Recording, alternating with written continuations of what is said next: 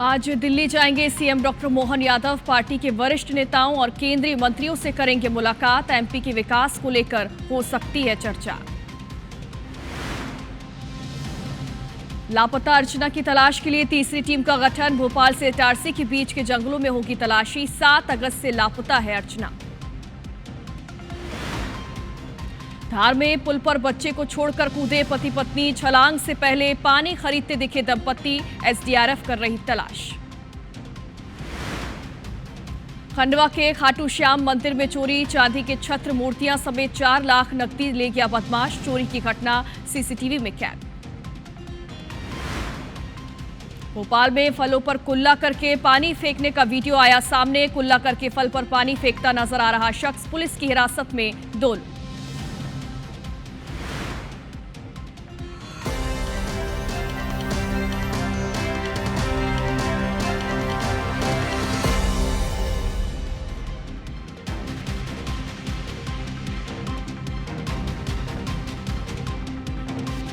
नमस्कार, मेरा मध्य प्रदेश में आपका स्वागत है। मैं हूं आपके साथ योगिता वाजपेयी। तो मध्य प्रदेश में आज क्या है खास और कौन सी खबरों पर दिन भर बनी रहेगी नजर, इस बुलेटिन में आपको बताएंगे। इंदौर का रुख करते हैं। यहां पर अटल बिहारी जेईसीसी कॉलेज में तोड़फोड़ हुई है। बताया जा रहा है कि एनएसयूआई कार्यकर्ताओं ने यहां पर तोड़फोड़ कर दी है। प्राचार्य कक्ष और बाहर रखे गमलों को भी तोड़ दिया है। अव्यवस्थाओं के विरोध में एनएसयूआई कार्यकर्ताओं ने कॉलेज में हंगामा किया है, विरोध प्रदर्शन किया है। तस्वीरें आप देखिए, यहां पर जो एनएसयूआई कार्यकर्ता हैं अंदर जाते हुए नजर आए। हाथों में घास फूस लेकर इन्होंने देखिए कैसे प्राचार्य के कक्ष में इसे डाल दिया है। विरोध का ये तरीका है। अटल बिहारी जेईसीसी कॉलेज में यहां पर एनएसयूआई कार्यकर्ता पहुंचे, तोड़फोड़ की और बताया जा रहा है कि गुस्सा इतना ज्यादा था कि इन्होंने यहां पर प्राचार्य कक्ष और बाहर रखे गमलों को भी तोड़ दिया है। अव्यवस्थाओं के विरोध में ये प्रदर्शन किया गया है। इंदौर से ये खबर सामने आई है जहां पर देखिए विरोध का यह अनोखा तरीका है। हालांकि यहां पर जो कॉलेज प्रबंधन की संपत्ति है उसे भी नुकसान पहुंचाया गया है। प्राचार्य कक्ष में ये घुस गए और इसके बाद इन्होंने बाहर रखे गमले को भी तोड़ दिया।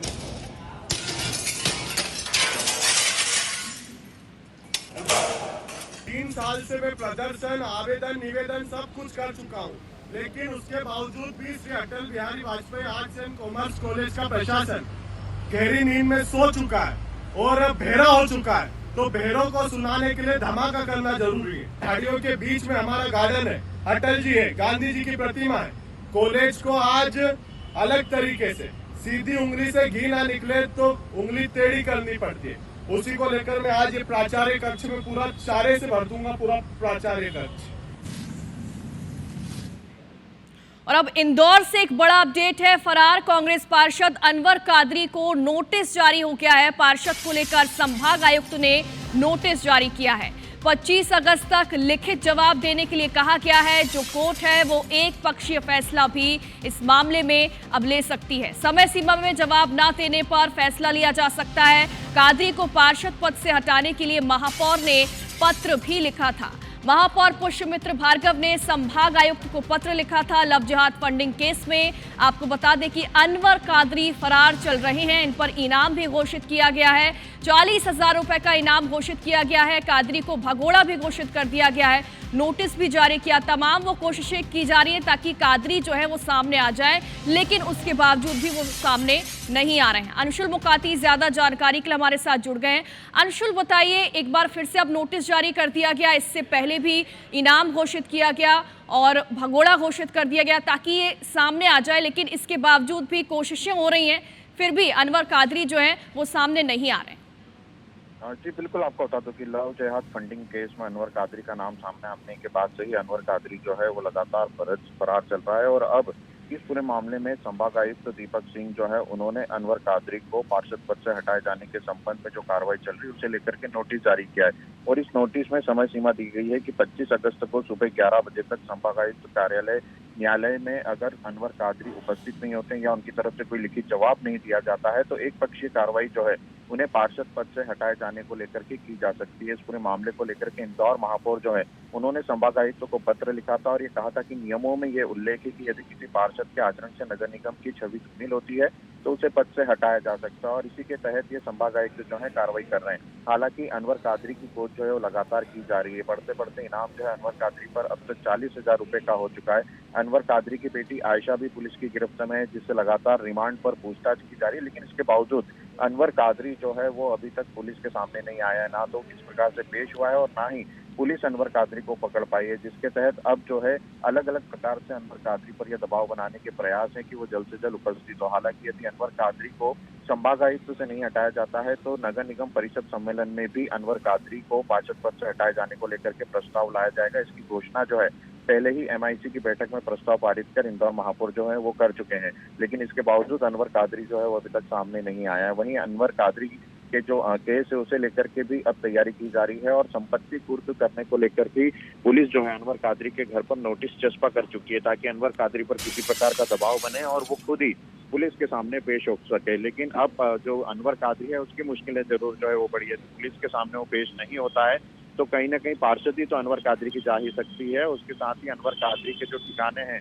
उन्हें भी संपत्ति को कुर्क करने की कार्रवाई जो है वो कोर्ट के माध्यम से पुलिस के द्वारा की जा सकती है। फिलहाल अनवर कादरी की खोज जारी है और 3 टीमें जो हैं वो लगातार अनवर कादरी को अभी भी खोज रही हैं। जी बिल्कुल अंशुल, दबाव भी बनाया जा रहा है लेकिन उसके बावजूद भी इसका असर कुछ नहीं दिख रहा है। उम्मीद है कि जल्द ही अनवर कादरी सामने आ जाएंगे। शुक्रिया आपका तमाम जानकारी के लिए।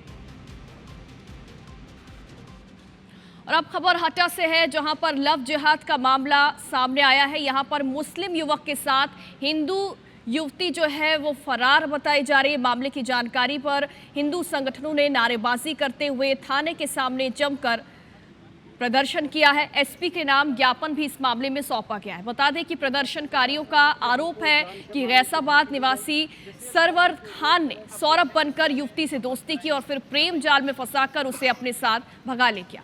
युवती 9 अगस्त को अपने घर से निकली है। देर रात युवती के वापस नहीं लौटने पर परिजनों ने उसका पता लगाने की कोशिशें की। वहीं मामले में टीआई ने केस दर्ज कर लिया है और जांच भी शुरू कर दी है। माननीय एसपी महोदय के नाम से हटा टीआई महोदय को हम लोगों ने ज्ञापन दिया है और यह मांग की है कि जल्द से जल्द उस पर कार्रवाई की जाए एवं 24 घंटे का हम लोगों ने पुलिस प्रशासन को टाइम दिया है कि 24 घंटे के अंदर उन पर कार्रवाई करे और उस लड़की को तुरंत हम लोगों को सौंपा जाए। सौरभ हिंदू नाम से आईडी बनाकर और हिंदू नाम से बिटिया से प्रेम प्रसंग किया और तो बिटिया को भगा कर ले गया है। उसी संदर्भ में हम लोग आज थाने में आए हैं और एसपी महोदय के नाम ज्ञापन दिया है। उठाकर ब्लैकमेल करके ले गया है।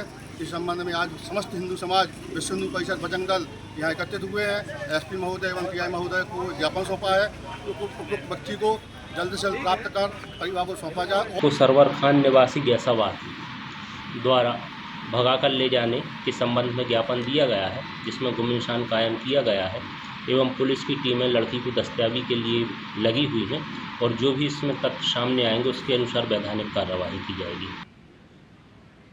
और अब वो राजधानी भोपाल से आपको वो वीडियो दिखाएंगे जो कि सोशल मीडिया पर काफी तेजी से वायरल हो रहा है। मिसरौल क्षेत्र का ये वीडियो बताया जा रहा है। इस वीडियो ने सोशल मीडिया पर हंगामा मचा दिया है। वीडियो में एक शख्स जो है वो पानी की बोतल में थूकते हुए नजर आ रहा है और इसके बाद दूसरा शख्स जो है वो उसी पानी को फलों पर छिड़क देता है। ये वीडियो सावन के पवित्र महीने में सामने आने से हिंदू संगठनों में आक्रोश है।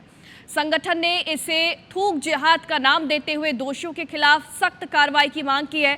मामले में बीजेपी और कांग्रेस ने भी कड़ी प्रतिक्रिया दी है। कांग्रेस ने दोषियों पर कड़ी कार्रवाई की मांग करते हुए कहा है कि ऐसे लोग किसी भी धर्म, जाति, राजनीतिक दल के हों, कांग्रेस कभी ऐसे लोगों का समर्थन नहीं करती। वहीं बीजेपी ने कहा कि दोषियों पर कड़ी कार्रवाई होगी।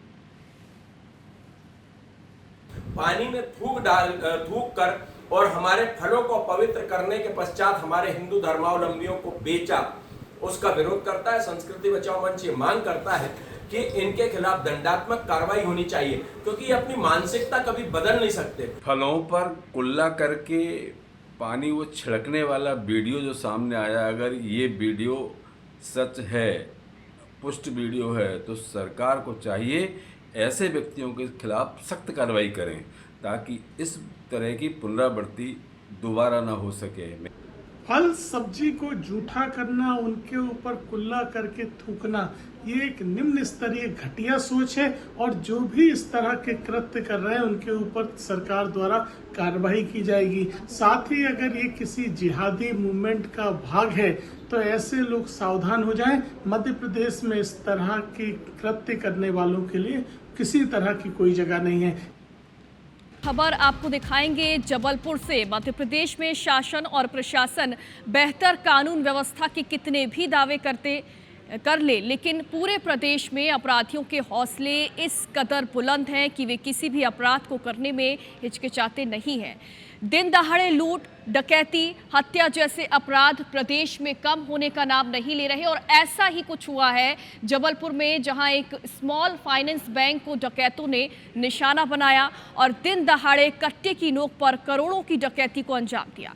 कैसे हुई डकैती की इतनी बड़ी वारदात, देखिए इस खास रिपोर्ट में।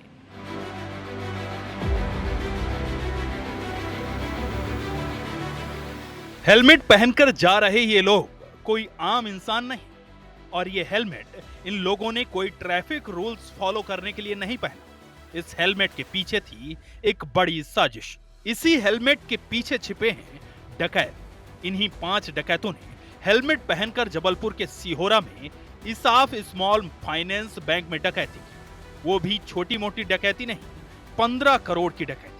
ये डकैत 14 किलो 875 ग्राम सोना और कैश काउंटर में रखा हुआ 5 लाख रुपए कैश लेकर फरार हो गए।